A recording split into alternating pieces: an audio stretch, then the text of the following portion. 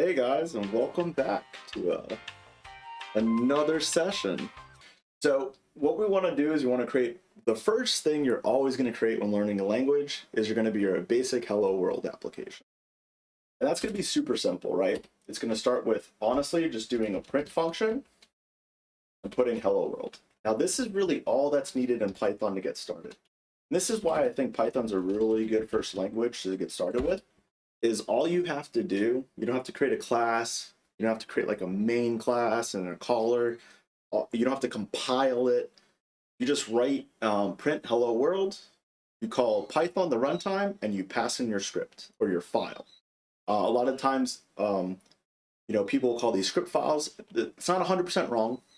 Python is a scripting / programming language. So technically, there is a lot of things you can do without compiling it, which is the point of it. So it's a really good language to script things, put them move them around to remote systems, invoke them. Really powerful language in that aspect. So we called Python main py, and we should get our hello world. Really basic stuff, nothing too crazy, but this is the first thing you will always write when learning language. The next thing we want to do is kind of, keep going with that. What else can we do with strings? Strings are very expressive in nature. And Python has a lot of ways to format strings. There's not a right way to format strings. There are, when you're part of a team or you're working on a project, the best thing I can say is follow what the team does. So if you're on a team that's writing a lot of Python and they use, F strings formatting or they use dot format, I would just say follow that. But definitely conform to one of those. And I'll show you what that looks like. So let's say if we had a variable. This is the first thing I want to show you in Python, which is super easy. We'll declare a variable and we'll call it name, right? And we'll give name a value. And this value will give, for example, your name. And what if we wanted to say hello to this variable, this name that was provided here? To do that, it's pretty simple in Python. There's a couple different ways you can do it. You can do like string concatenation with a regular plus symbol.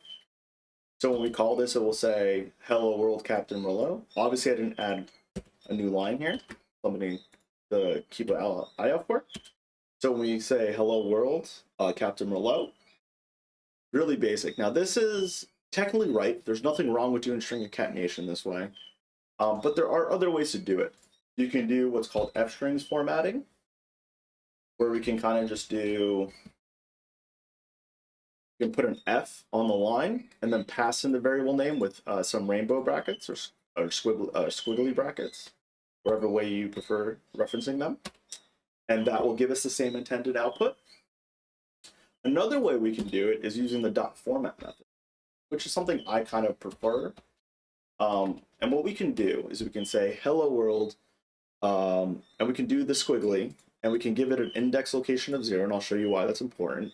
And we can do dot format and then pass in the variable. And this will format the string appropriately.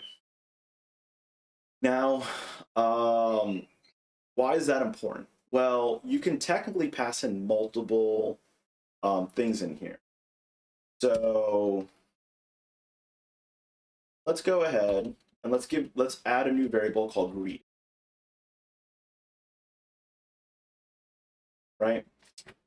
And what I did here is we still have our hello world. Let's actually delete this. Let me talk about this first.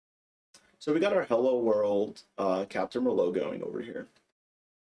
And let's say we want to now, on the same line or on the same print statement, offer our greeting up. How are you? Okay. So the first thing I'm going to do is do a new line return. And I'm going to pass in the next thing is going to be 1 because in computer science and programming, indexes start at 0. We count up from 0, so 0, 1. And what I'm going to do here is I'm going to now pass in the greeting variable. Now when we run this, we should get hello world, Captain Merlot, how are you? Now there is a blank line here. It's because after new line return, we actually don't need a white space there. So hello world, Captain Merlot, how are you? And I think this reads a little better. We'll just say, hello, how are you? So very basic formatting. Now there is some really cool things with doing this dot format that I think is really powerful. One of which is, let's say if we didn't want to we can actually do inline formatting in the formatter as well. And this kind of gets really complex. Well, let's say if we wanted to do like concatenate these two strings, we can actually go ahead and reduce this down to here. So we can actually do in formatter concatenation. So we can say this dot format will add in this value, but inside this dot format, because format takes a list of arguments, we can pass in as many things to it as we want. Instead of passing name and greeting separately, we can just also just do string concatenation in there. So we can say the name variable plus a new line plus the greeting, and that will format, and then it will place itself inside the print statement using the dot format to the index 0. Also, that 0 is optional. You can remove that, and that will still work. So you might see print strings written like this, especially if they take only one argument. This is very popular shorthand I see a lot often. I don't like doing that. I like to be very verbose when I write scripts or applications, because I feel like it helps my team and whoever is looking at it really understand what's going on and build upon that. So I personally don't like doing any shorthand stuff. I like to be very verbose when I write. This also helps me think about what I'm doing. Sometimes it's really easy to like write something and like not put in comments or not explain yourself or make things very noticeable. And then months go by and you have to go back to that service or that script, and then you're like, oh man, what is this doing? And it's like you're relearning it almost. You got to read through your stuff, and you're gonna hate yourself if that happens to you. So sometimes more is definitely better. When they say less is more, that's kind of not how it is when it comes to documentation and code. More is always better. Obviously, less lines of code of overall functionality in the code is better, but more comments is definitely the way to go, and more verbosity, if possible, to kind of outline your thought process is definitely the way to go. Cool. So now we know how to use the print statement. We know how to use some variables, and we can kind of continue from there. So this is kind of our first hurdle, right?